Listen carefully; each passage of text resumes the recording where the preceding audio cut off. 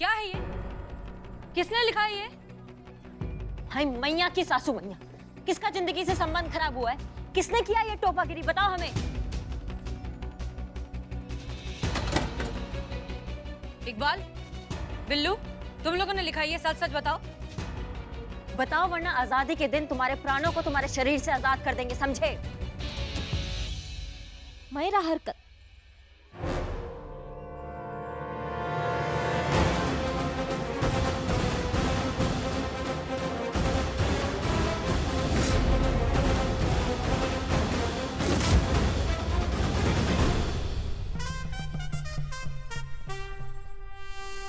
माई किया।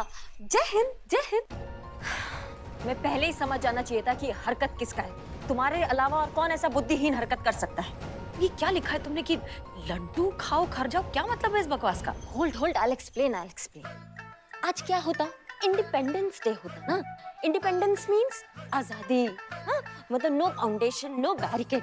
इसलिए मैं यहाँ लिखवाया कि लड्डू खाओ और घर जाओ, ताकि लोग जो है आजादी से अपने घर वालों के साथ इंडिपेंडेंस डे बना सके, एंजॉय कर सके, खाना खा सके, पानी पी सके, सॉफ्ट ड्रिंक पी सके।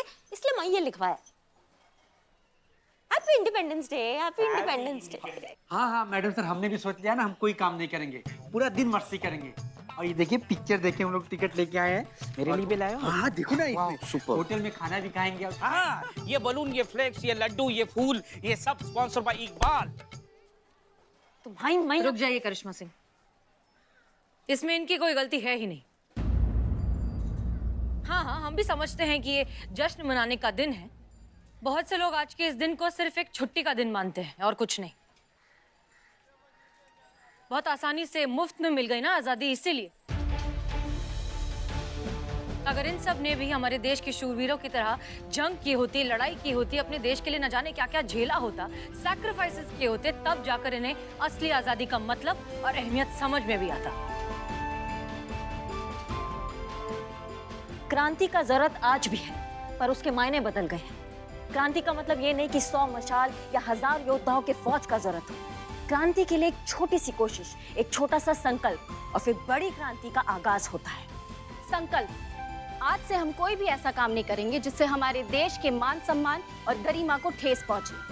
संकल्प, ना तो हम रिश्वत लेंगे ना तो रिश्वत देंगे। संकल्प कि हमारे रहते हमारे दायरे में कभी भी कोई भी औरत असुरक्षित नहीं होगी। आज से ये सोच बंद कि हमारा देश हमारे लिए क्या करता है। आज से सब यही सोचेंगे कि हम अपने देश के लिए क्या कर सकते हैं। आज इस शपथ के साथ, इस वादे के साथ हम अपना राष्ट्र ध्वज लहराएं कि हम अपनी आखिरी सांस तक अपने देश की रक्षा और अपने देश की उन्नति के लिए कोशिश करते रहेंगे। चाहे कुछ भी हो जाए, पूरी दुनिया के सामने हमारे देश का गौरव और सम्मान कभी झुकेगा नहीं। नहीं झुकेंगे, नहीं झुकेंगे।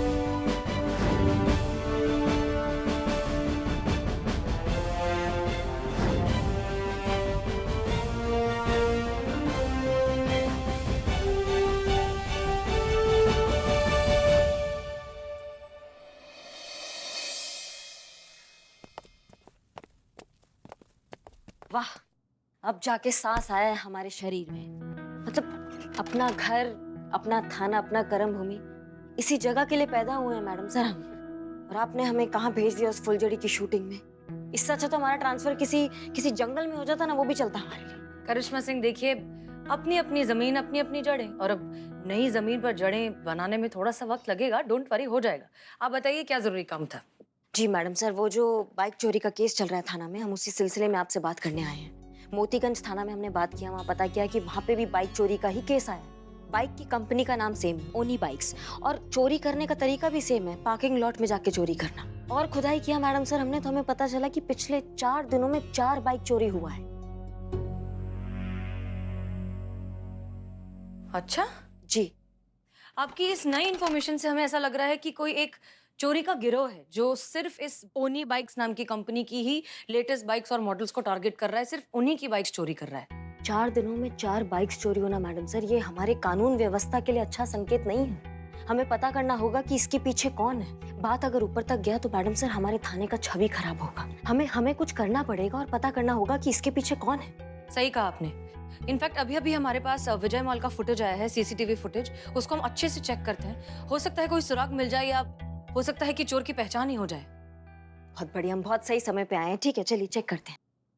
देखिए करिश्मा सिंह, आप थाने में नहीं है, फिर भी आपका काम के लिए जो कंसर्न है, जो आपका जज्बा है ड्यूटी के लिए, उससे हम बहुत अच्छे से समझते हैं। लेकिन आप 2 नाव में पैर रखकर किनारे तक नहीं पहुंच सकती हैं। आप जाइए, शूटिंग संभालिए, हम यहाँ पर केस संभाल लेंगे। नहीं मैडम सर, आपको हमारे मुखबिर संपर्कों का जरूरत पड़ने वाला है। हमें आपके साथ रखिए, हम आपके साथ रहेंगे। करिश्मा सिंह, अगर हमें आपकी जरूरत पड़ेगी तो हम आपको बुला लेंगे, लेकिन आप फिलहाल जाइए और शूटिंग संभालिए प्लीज। That's an order. जय हिंद। जय हिंद।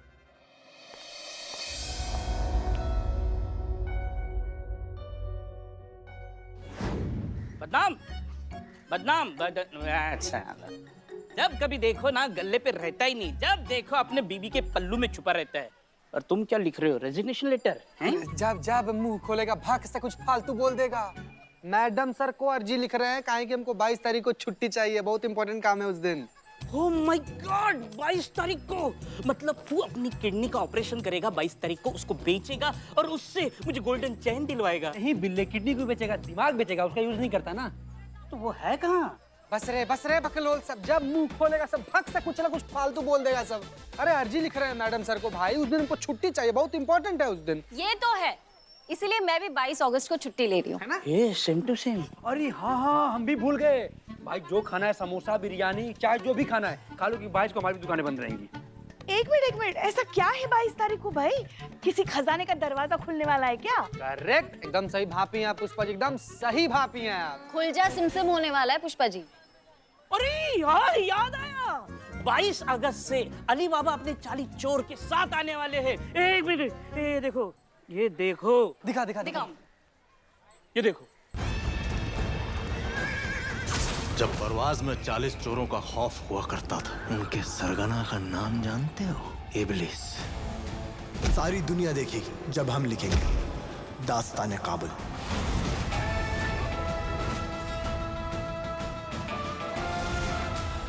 देखा?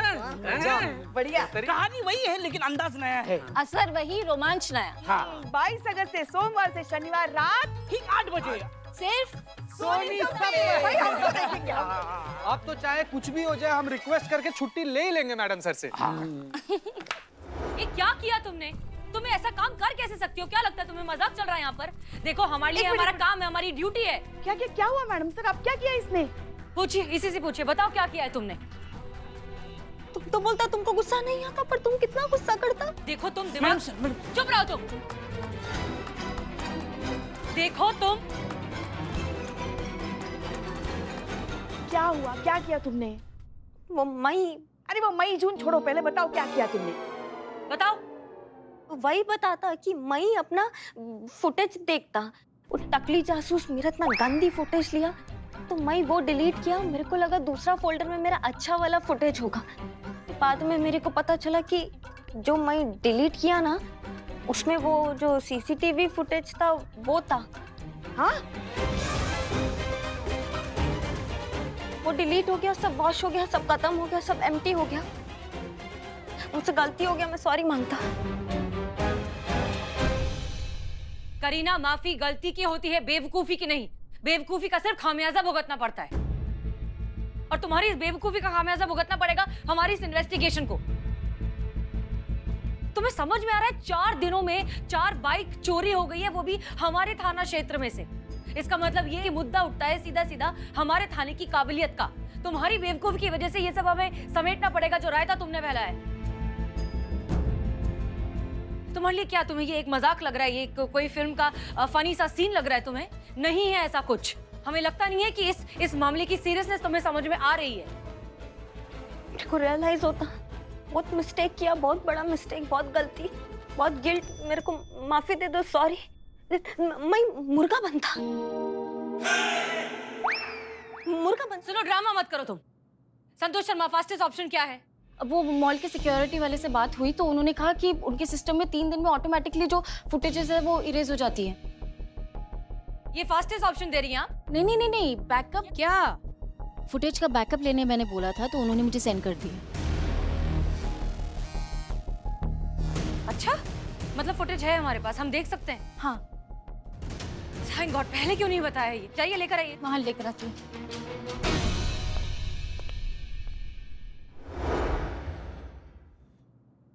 कैसा फ्रेंड तू कोकोनट वनीला, तेरे पास फुटेज होता फिर भी मुझे डांट पिटवाता। जरूरी था, आपको एहसास होना चाहिए ना कि आपने कितनी बड़ी गलती की है। आपको पता है आपकी वजह से हमारी इन्वेस्टिगेशन में कितनी प्रॉब्लम हो सकती थी। सॉरी। ठीक है। संतोष शर्मा, फुटेज दिखाइए।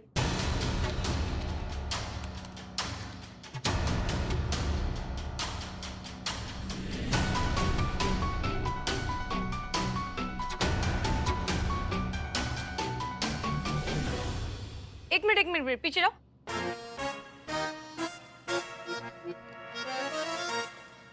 ओह, मेरे को लगा मैं पीछे। संतोष। हाँ, हाँ,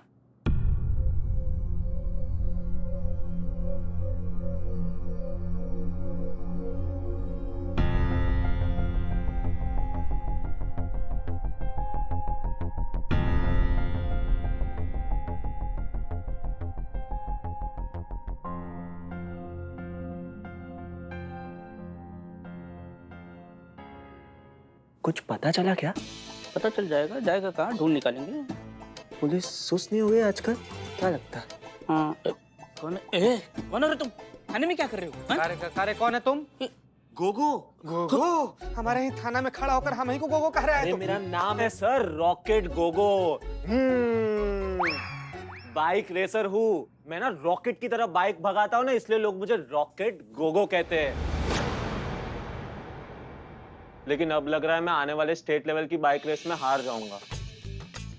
देखो तुम हारते हो जीतते हो इससे हमें क्या है, हम इसमें क्या कर सकते हैं। देखो तुम्हें बाइक रेस जीतनी है तो तुम धूम देखो, 1 2 3 सारे पार्ट देखो, खुद मोटिवेट हो जाओ, मेहनत करो। बिल्लू। लेकिन रेस शुरू होने से पहले तुम्हें कैसे पता चल जाता है कि तुम हार जाओगे? अरे सर, जब गोगो के पास रॉकेट ही नहीं होगा तो भगाएगा क्या? मैं कंफ्यूज हूँ, तो रॉकेट चलाता कि बाइक चलाता? किसी ने मेरी रॉकेट मतलब मेरी बाइक चुरा ली है।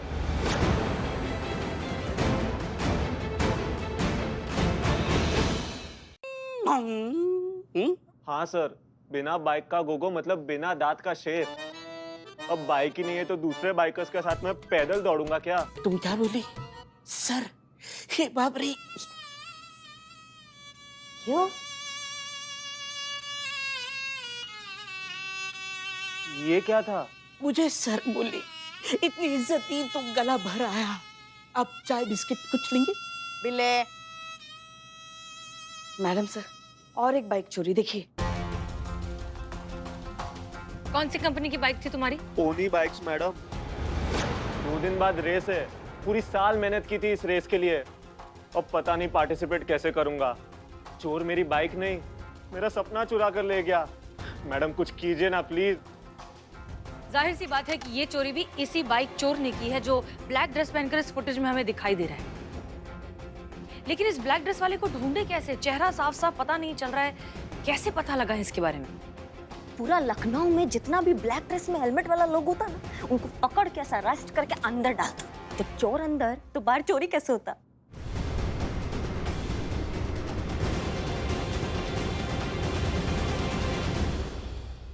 संतोष शर्मा, अपने साथ साथ इन्हें भी सिंगाड़े खिलाइए।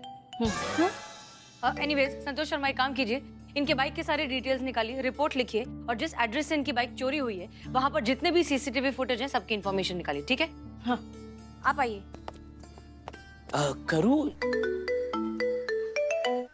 हाँ सुखीराम जी कहिए। काहे का सुखीराम मैडम जी, एक और बाइक की चोरी हो गई है। क्या? वो भी दिन दहाड़े हमारे शोरूम से। एक बंदा आया, टेस्ट राइड के बहाने शोरूम के कंपाउंड में चला गया और फिर बाइक लेके फुर्र, और जब तक सेल्स वाले और सिक्योरिटी गार्ड कुछ समझ पाते तब तक वो बाइक लेके गायब। मैडम जी, मैं आपसे पूछता हूँ कि आपके होते हुए ये शहर में क्या हो रहा है? या तो दिन दहाड़े अपराध हो रहा है क्या पुलिस कुछ कर रही है कि नहीं मैडम जी? देखिए देखिए, हम आपकी परेशानी समझते हैं, आप बिल्कुल टेंशन मत लीजिए, हम इस चोर को पकड़ लेंगे। आप ये बताइए कि कब चोरी हुई है बाइक आपके शोरूम से? मैडम जी अभी अभी गया है 2 मिनट पहले, और आपके थाने के रास्ते से ही गया है, इसलिए आपको मैंने पहले कॉल लगाया ताकि आप उसे पकड़ लो। अच्छा ठीक है, अब दिखता कैसा है, उसका हुलिया क्या है, क्या पहना है? हाँ मैडम जी, ऊपर से नीचे काला था, काला, काले जूते, काले पैंट, काला हेलमेट।